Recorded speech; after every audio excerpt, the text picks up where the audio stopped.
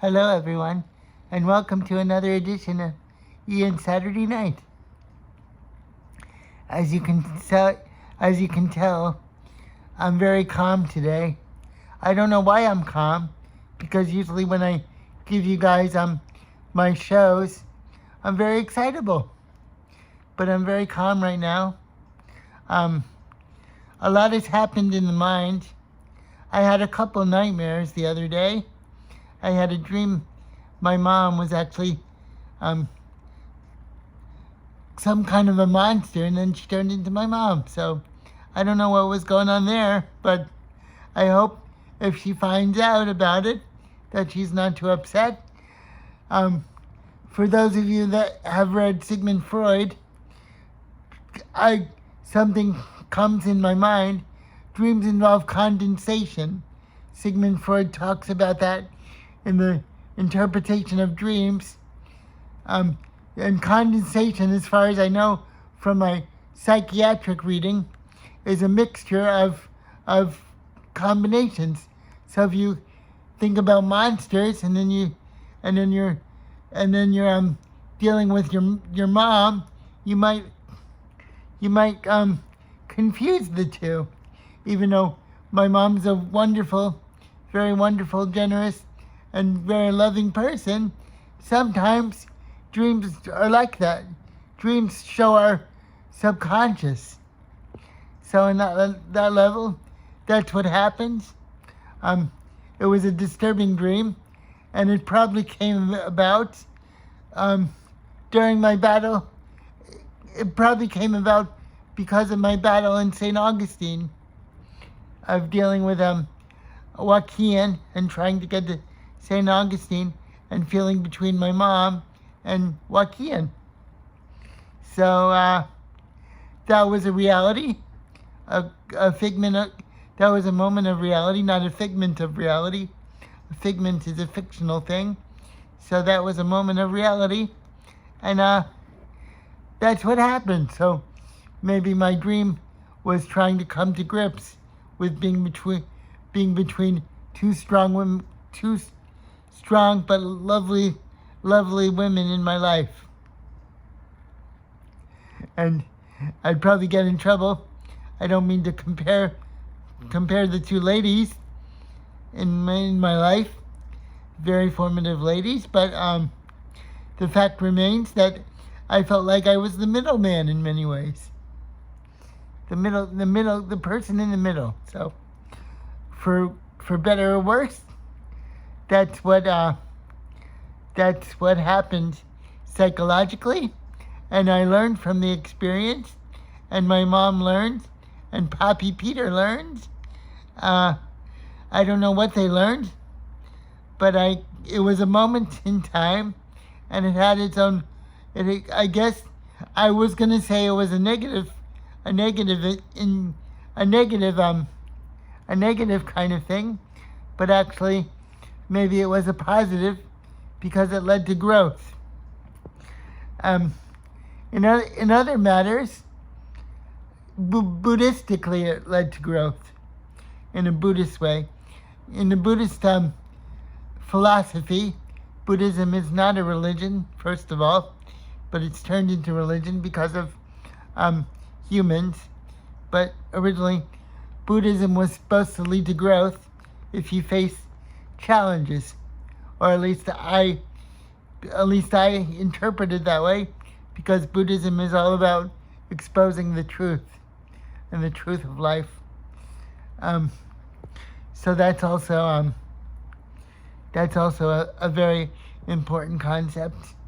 I think Surrealism gets to the truth too, but Surrealism uses dreams to get at the truth. So in those senses, I think it's very similar. You have Buddhism on one hand, and you have Surrealism on the other, and they're both isms. Sometimes I think the associations I make in my mind are a bunch of gobbledygook, and they don't make sense, but that's how my mind works. and making drifting connections and threading them all together. That's just how my mind works, and that's how this YouTube show works. So I don't pretend to be.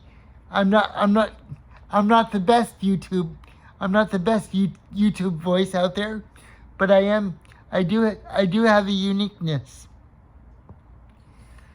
So basically, I'm just trying to hang in there. Every day has challenges. My mom is in Europe, and my Poppy Peter, they're just getting back from Europe, so hopefully that will be okay, and I can continue on.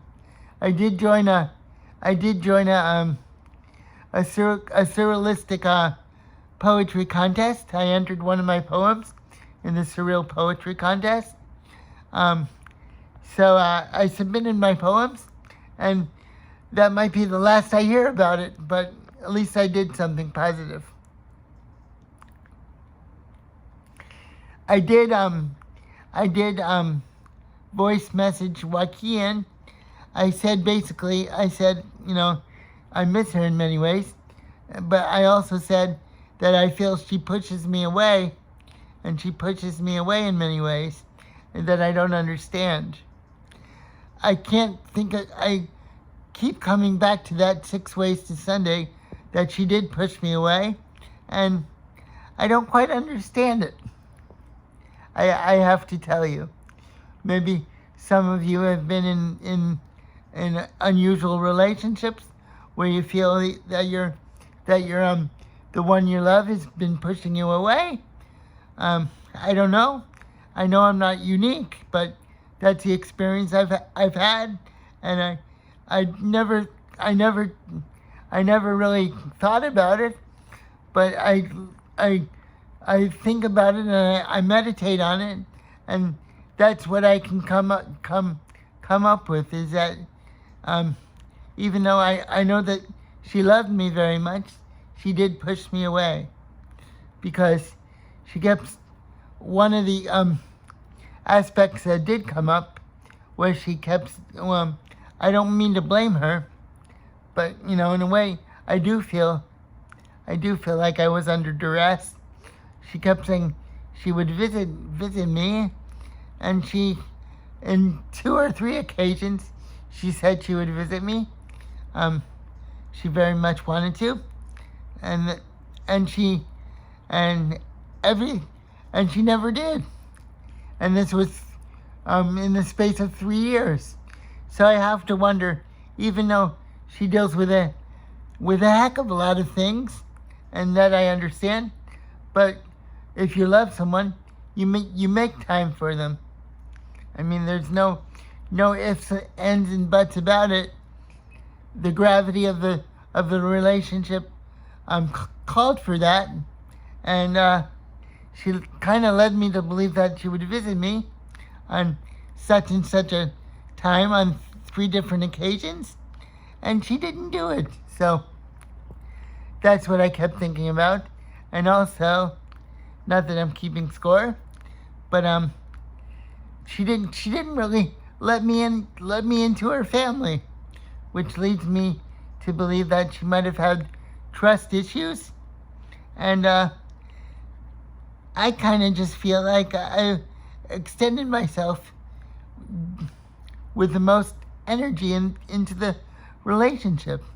So I just have this feeling that she kind of pushed me away, and during the end especially, she didn't really enjoy my company. So it's a bitter pill to swallow. If she did feel that way, I feel sad, but I kind of have that feeling. There's something about her that she didn't trust about me. This confuses me a bit, but given her history with relationships, it's understandable that she didn't trust me, and I understand.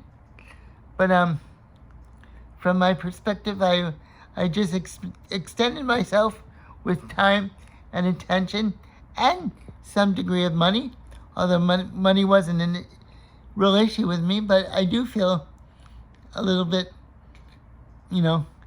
extended by money in the relationship, and I feel like she didn't really reciprocate very much. Not that she has to. I know that she was dealing with a lot, with her parent. She was a single mom, and her husband, her ex-husband, was a dangerous man. So I have all these questions. I just feel like if she wanted to, she would have put the energy in, and she clearly didn't want the relationship at the end. So these are all things that I battle with and that I try to understand. I probably will never understand it because love brings out the mystery of life. It's just it's very sad. And some men probably don't. Some men probably never get. I bet there's some situations where some men don't get over things like broken engagement and broken engagements. I mean, we almost got married to the point that I did propose, and it took a lot of psychic energy on my part and freedom and heroism. I can say that word. I felt like a hero because I went to Mexico on my own against all odds, and I feel like my energy on that level wasn't returned.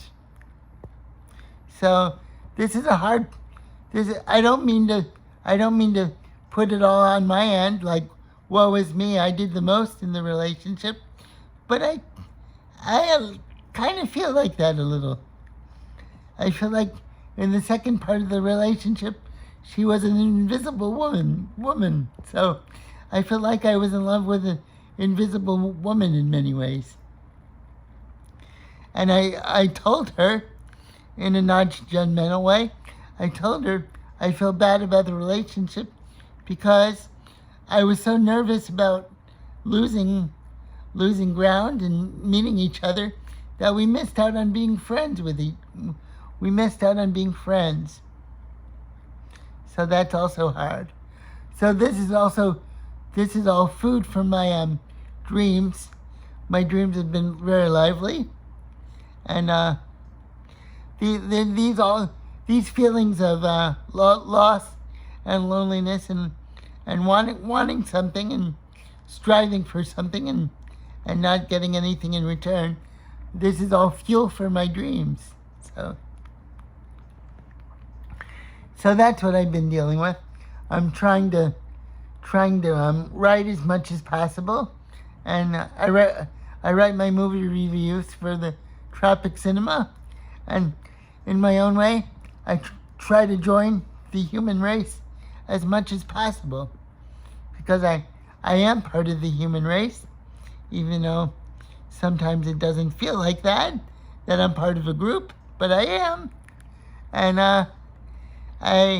that takes some responsibility.